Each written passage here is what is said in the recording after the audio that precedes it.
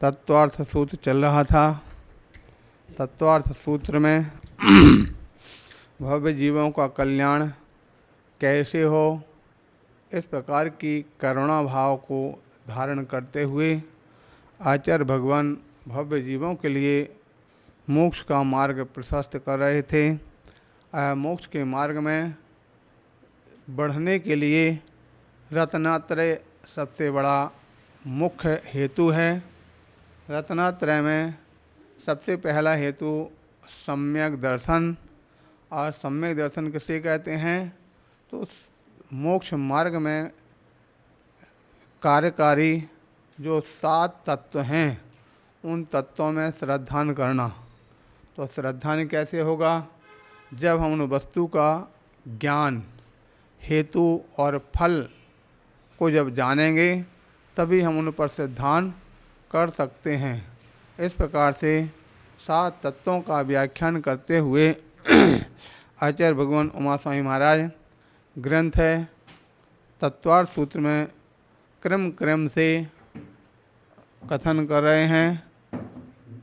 जीव तत्व का कथन पूर्ण हुआ, अजीव तत्व का कथन के अंतर्गत पुद्गल का कथन पूरा हुआ, आश्रव तत्व का वर्णन किया, और अब बंध तत्व क्या है इसका लक्षण कल यहाँ पर बताया था।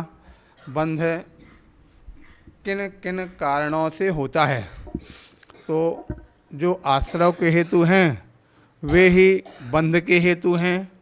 कौन कौन से बंध के हेतु बताए गए थे, मिथ्या, अवरति, प्रमाद, कषाय और योग, ये आश्रव के भी हेतु हैं और बंध के भी हेतु हैं, क्योंकि कारण के अनुसार ही कार्य होता है।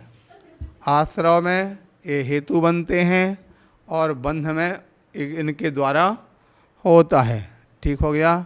इस प्रकार से यहाँ पर ये हेतु बनते हो उस पर, लेकिन तो इसके अंदर अब बंध के हेतु कौन से हैं, तो इस सूत्र में बताया जा रहा प्रकृति, स्थिति, अनुभाग, नहीं, बंध के हेतु जो बताए गए थे, या बंध के हेतु कौन से, मिथ्या दर्शन, अवरति, प्रमाद, कषाय, योगा, बंध हेतुआ, ये बंध के हेतु बताए थे।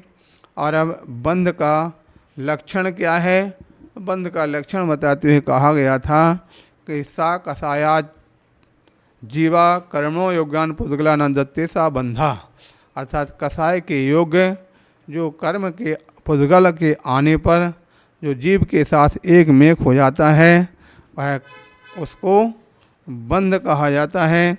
बंध के कितने भेद होते, 4 प्रकार से बंध के भेद बताए गए थे।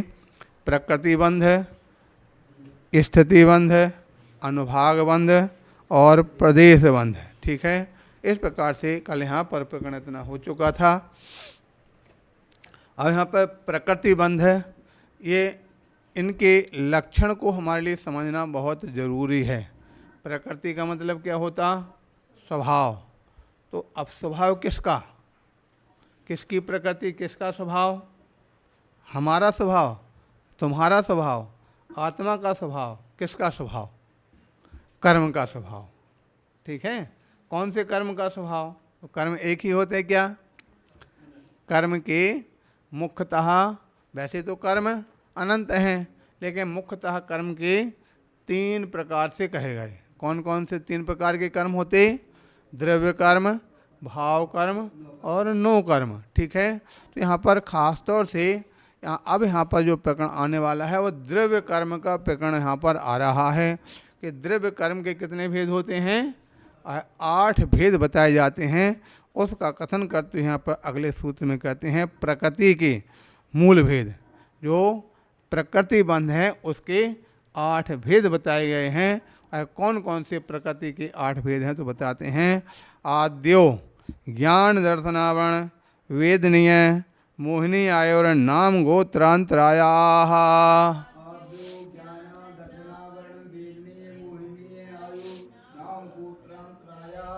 शुद्ध पढ़ना, जैसा लिखा वैसा पढ़ना है, अक्षर मात्रा को अपनी तरफ से जोड़ देंगे तो गड़बड़ हो जाए। आद्यो ज्ञान दर्शनावरण वेदनीय मोहिनी आयोर्नाम गोत्रांतरायाः।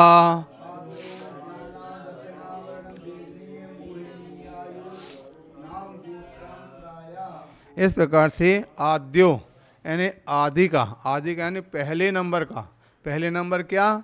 जिसका प्रकरण चल रहा, बंध के जो 4 भेद बताए थे, उन 4 बंध के भेदों में पहले नंबर का जो बंध है वो कौन सा है? प्रकृति बंध है। ठीक है। अब प्रकृति बंध के कितने भेद बताए तो उनके यहाँ पर भेद बताते हैं। सबसे पहले ज्ञान दर्शनावरण, यानी ज्ञान के साथ आवरण जुड़ जाएगा और दर्शन के साथ आवरण जुड़ जाएगा। और आवरण का मतलब क्या होता? ढकने वाला। ठीक है। जो ढकने वाला है वो आवरण कहा जाता। तो ज्ञान पर आवरण और दर्शन पर आवरण, ये प्रथम के 2 भेद हो गए। ठीक है। तो एक ज्ञान को ढकने वाला है और दूसरे दर्शन को ढकने वाला है। अरे ज्ञान को तो बाद में, पहले तो दर्शन ही ढकेगा। ठीक है।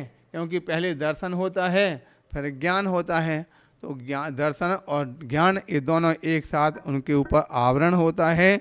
इसलिए ज्ञानावरण दर्शनावरण, जैसा उनका नाम है वैसी उनकी प्रकृति है, वैसी उनका स्वभाव है। यानी ज्ञान गुण को ढांके तो ज्ञानावरण और दर्शन गुण को ढांके तो दर्शनावरण। ठीक हो गया। कैसे ढांकता है ज्ञान को? किस प्रकार से ढांकता है दर्शन को? यानी किसी जीव के लिए जो ज्ञान है वह ज्ञान कितना होगा? जितना जितना उसके लिए ज्ञान का आवरण बढ़ जाएगा उतना उतना ज्ञान उनका कम होता चला जाएगा। और जितना जितना आवरण उसका बढ़ता जो है घटता जाएगा उतना उतना ज्ञान बढ़ता जाएगा। जिसको शास्त्र की भाषा में बोलते हैं क्षयोपशम। ठीक है। जो शास्त्र की भाषा में क्षयोपशम बोला जाता है। और तुम्हारे इंग्लिश की भाषा में क्या बोलते हैं? किसी के लिए ज़्यादा ज्ञान वाला होता है उसको बुद्धि, माइंडेड, इंटेलिजेंट। हाँ, ये भी बोलते हैं। माइंडेड भी बोला जाता है, इंटेलिजेंट भी बोला जाता है। ठीक है। तो इंटेलिजेंट से बोल दो, माइंडेड बोल दो। तो जिसका जितना कर्म का आवरण कम होगा वो अधिक अधिक माइंडेड होगा, इंटेलिजेंट होगा।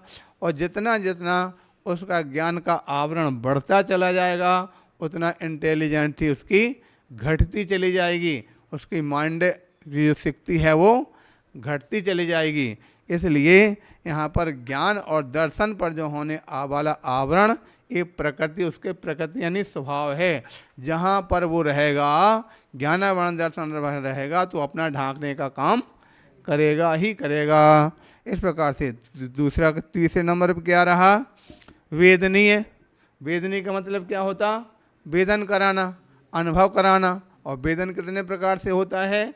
2 प्रकार से, एक सुख रूप और दूसरा दुख रूप। ठीक है। सुख का वेदन और सुख और दुख का वेदन, वास्तविकता में ये सुख और दुख ये जीव के स्वभाव हैं क्या? ध्यान रखना, ये सुख और दुख जीव के स्वभाव नहीं हैं, एक कर्म के निमित्त हैं। जीव का स्वभाव तो मात्र सुख ही सुख है, आनंद ही आनंद है। लेकिन यहाँ दोनों आ जाते हैं सुख दुख, तो एक कर्म के निमित्त से होते हैं। जब कर्म 2 प्रकार के हैं, कुछ शुभ कर्म हैं, पुण्य कर्म हैं, कुछ अशुभ कर्म हैं, पाप कर्म हैं।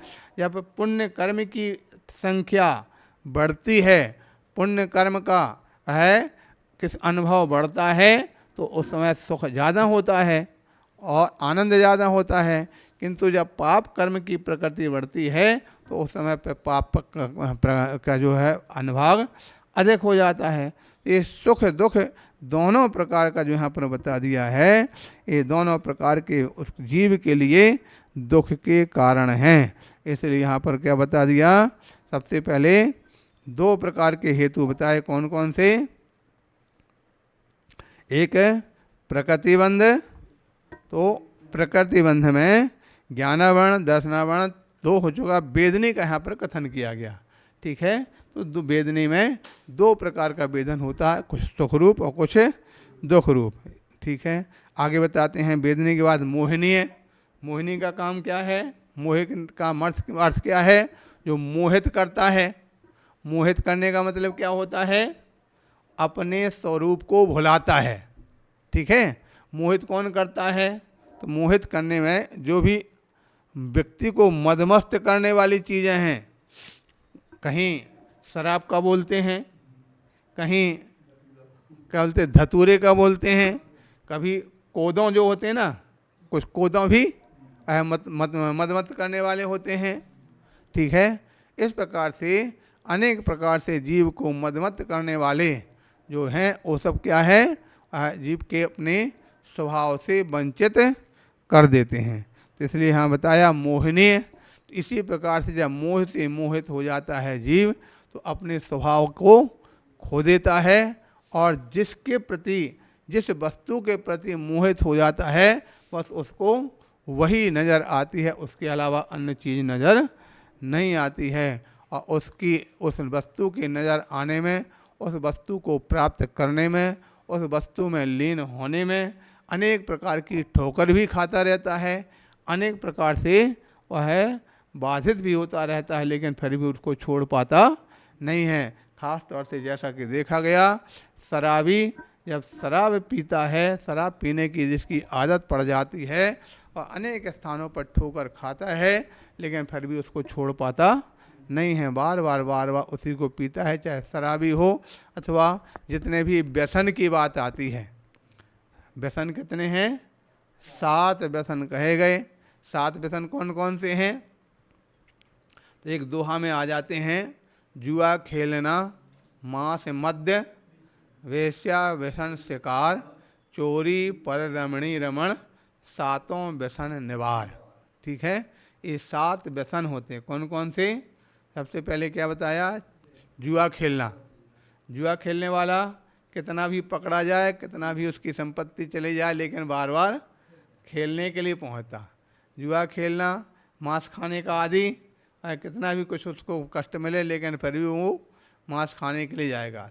मद्य, शराब को पीने वाला शराब में ही जाएगा। वेश्या व्यसन करने वाला उसके पास ही जाएगा। और चोरी करने वाला, और चोरी बार बार पिटेगा, पकड़ा जाएगा, फिर छोड़। हम लोग वहाँ पे जब थे ना, तो वहाँ पर एक बिजावर में एक मुसलमान था, क्या नाम था उसका? दिलावर। तो वो जब भी कोई चोरी में अधिकांश था पकड़ा करके, वो ज़्यादातर समय उसका समय जेल में गुजरता था।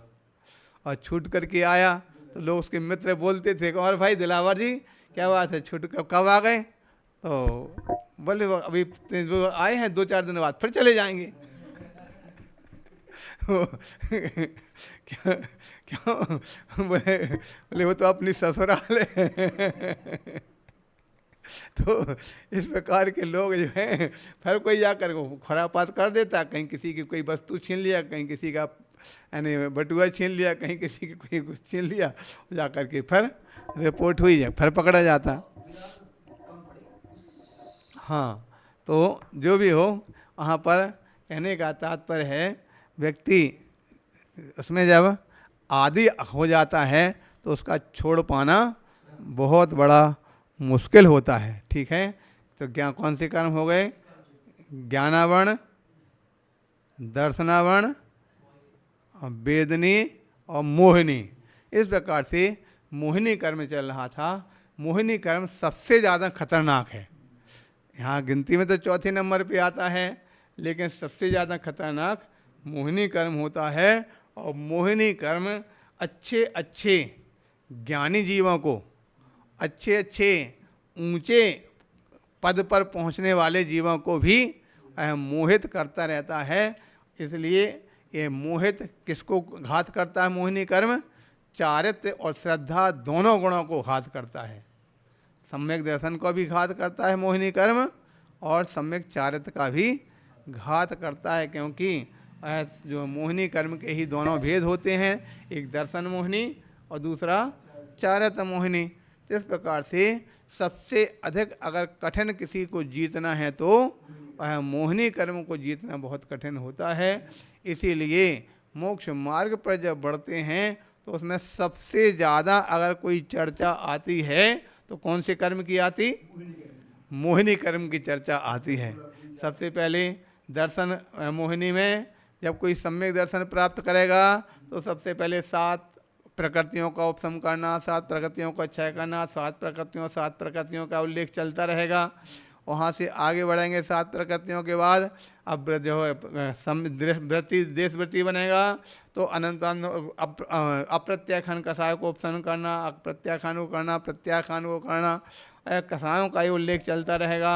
उसके पश्चात और आगे चल करके 10वें गुणस्थान तक पूरा का पूरा व्याख्यान चलता है। तो अन्य प्रकृतियों की कोई बात विशेष नहीं होती, सबसे ज़्यादा व्याख्यान वगैरह चलता है तो मोहिनी कर्म का होता है।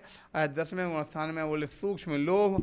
सूक्ष्म लोभ के बाद जब आगे बढ़ता है यानी मोहिनी कर्म को जीत लिया तो सब अपने आप जीते जाते। शास्त्र में उल्लेख आता मोहिनी कर्म को राजा कहा गया। जिस प्रकार से 2 आपस में राजा लड़ते हैं, सामने वाले राजा को किसी ने अगर बंदी बना लिया, राजा को अपने सामने झुका लिया तो सारी सेना अपने आप झुक जाएगी। जो उसका राजा आदेश देगा सारी सेना वैसे ही करती है। इसलिए यहाँ मोह को राजा कहा गया। तो मोहिनी कर्म, उसके पश्चात है आयु कर्म। ये तो अपना जितना समय का बंध हुआ उतने समय तक रहेगा। आयु कर्म बंध करने का काम करता है। नाम कर्म वो शरीर की रचना करता है। गोत्र कर्म उच्च नीच का भेद करता है। और अंतराय कर्म विघ्न डालता है। इस प्रकार से 8 कर्म हैं। 8 कर्म के जैन शास्त्रों के आधार पर उदाहरण दिए। शायद कर्म कांड में एक गाथा आती, उस गाथा के अंदर 8 कर्म के एक उदाहरण दिए कि ऐसा ऐसा करने पर इस प्रकार का होता है। ठीक है। और गाथा का पहली लाइन इस प्रकार से आता है 8 कर्म का। पड पडिहा रसी मज्जा हली कुलाल हली कुलाल भंड्यारीणम। ठीक है। इस प्रकार से है। हाँ, जीव कांड की है, कर्म कांड की है, गोमठ सार के अंतर्गत आती है। तो उस गाथा में इस प्रकार से क्रम से बता दिया। क्रम से सबसे पहले क्या बताया? नहीं, सबसे पहले पड पडहार यानी पट पहले नंबर पे आता है। पट यानी कपड़ा। जिस प्रकार से कपड़े के नीचे ढक दिया, क्या सामान रखा समझ में नहीं आता, वो ज्ञानामणि कर्म का उदाहरण हो गया। पडिहार यानी प्रातिहार, द्वारपाल। द्वारपाल कहीं द्वार पर खड़ा है, अंदर भगवान बैठे हैं, राजा बैठा है, महाराज बैठे हैं, उनको घुसने नहीं देता, वो प्रातिहार। और दूसरा प्रातिहार के समान जो होता है उसको दर्शन गुण को प्राप्त नहीं होने देता। तीसरे नंबर पे पड पडिहार 80 का तात्पर्य शहद लपेटी तलवार। तलवार में शहद लपेट देंगे और अगर उसको जीभ से चाटेंगे तो क्या होगा?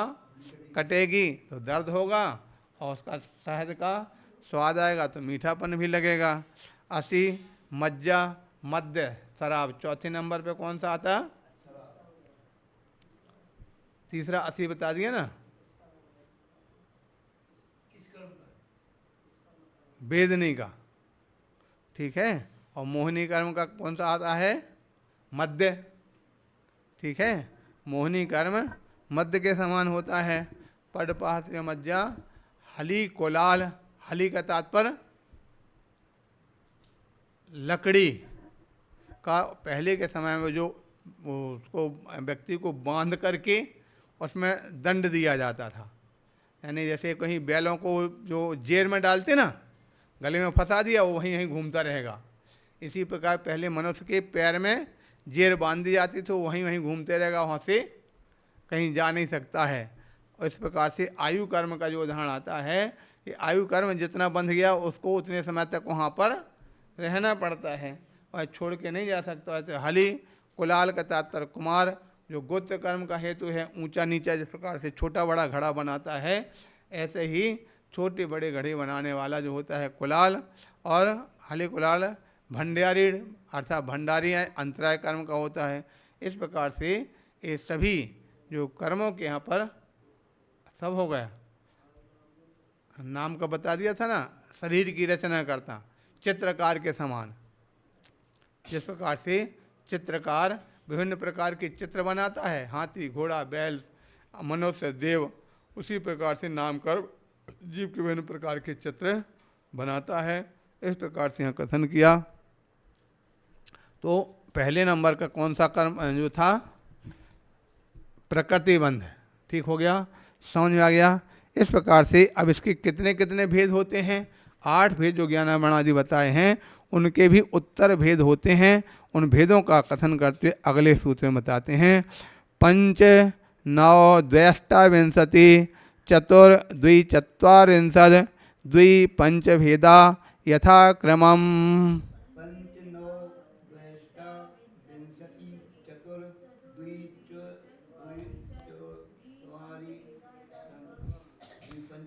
इस प्रकार से बन जाएगा पंच नौ द्वैष्टाविंशति चतुर्द्विचत्वारिंशद द्वि पंच भेदा यथाक्रमम।